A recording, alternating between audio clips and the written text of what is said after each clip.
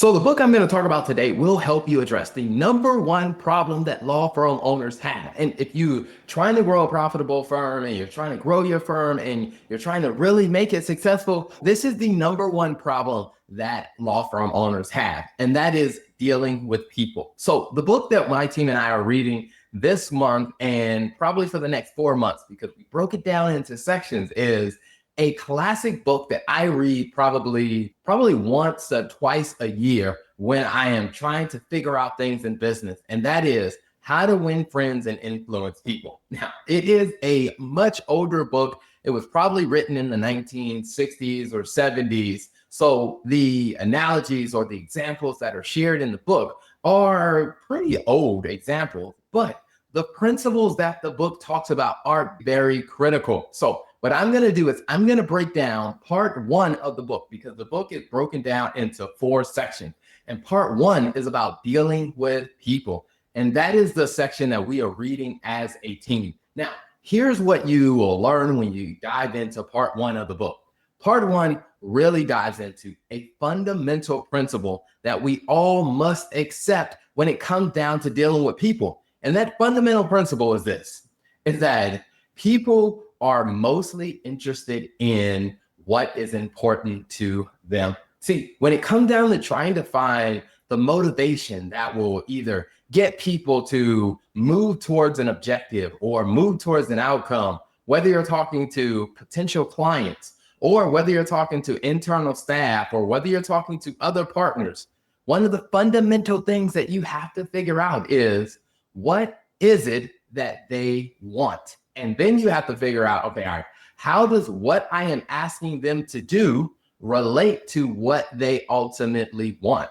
For example, if I'm talking to an employee, even in my own company, one of the things that I had to recognize is, as a leader, I probably had to spend a little bit more time understanding, why did they accept this job? Like, why did they choose to work at this company?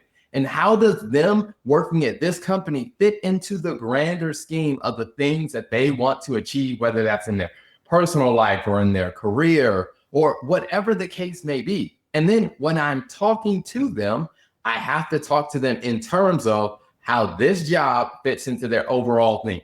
So let's say, for example, some of the people on my accounting team, one of the things that I learned in having conversations with them is that not everybody shows up just because they want money. Some people actually took the job because they said, hey, I felt like I can get a broader sense of experience doing the type of work that your company does, because, hey, I saw some of the videos you posted online and I would love to get that type of experience included in my professional resume.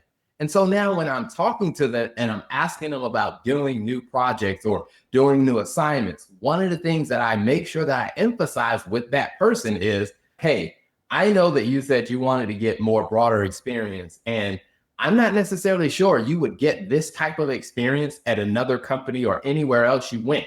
But when you're working here, one of the things that I can guarantee you is I'm going to challenge you a little bit to make sure that you're getting the experience you need to stay on the career path that you want to stay on.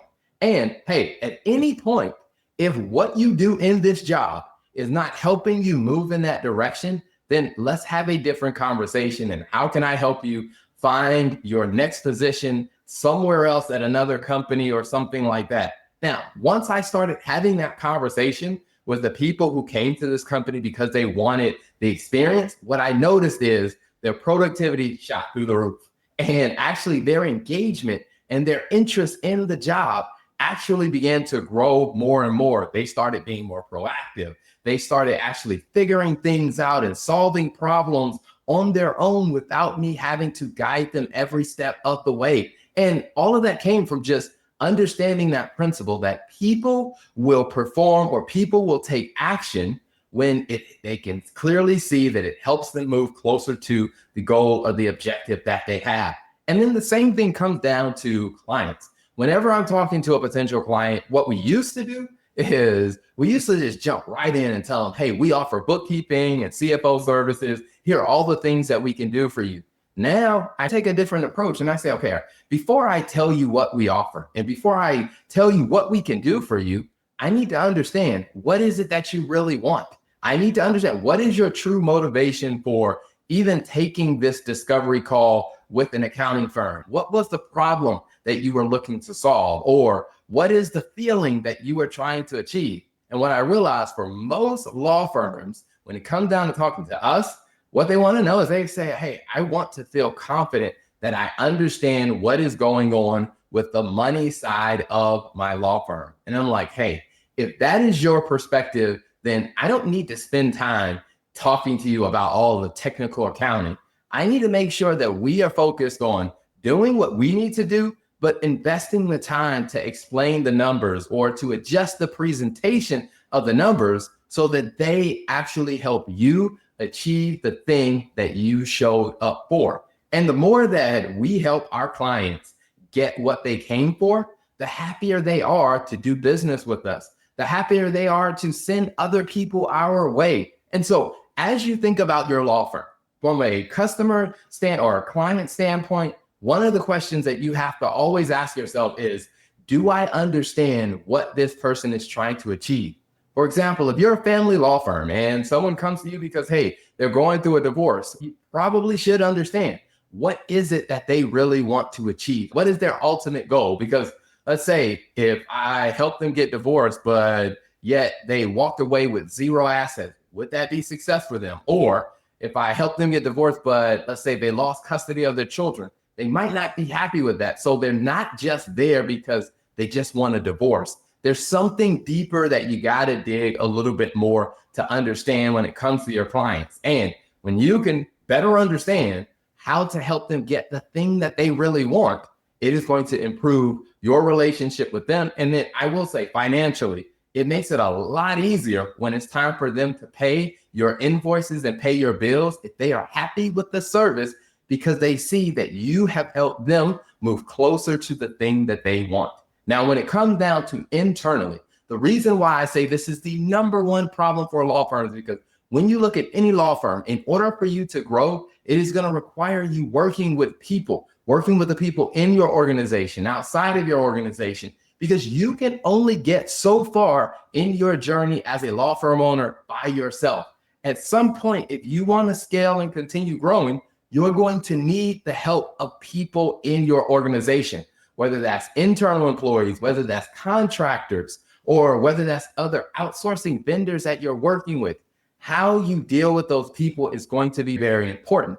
And the principle works the same, is making sure that you're investing the time to understand what is it that they really want, like what really motivates them and what drives them. Now, I know a lot of people will say, okay, all right, I don't have time to do all that. I got to run this business. I got to do all these things. There's a couple of things that the book talks about in part 1 about how you invest the time to really understand what moves and what motivates people. And when I really started going back and rereading the book, I realized it doesn't take as much time as you would think to begin to understand what really moves and motivates your people. And in chapters 1 through 3, so part 1 of the book, it gives you a really good idea about ways to figure out how to find what motivates and what moves the people on your team. So if you are running a law firm and you're trying to scale it and grow it, I think the book, How to Win Friends and Influence People, will be a great book for you to check out.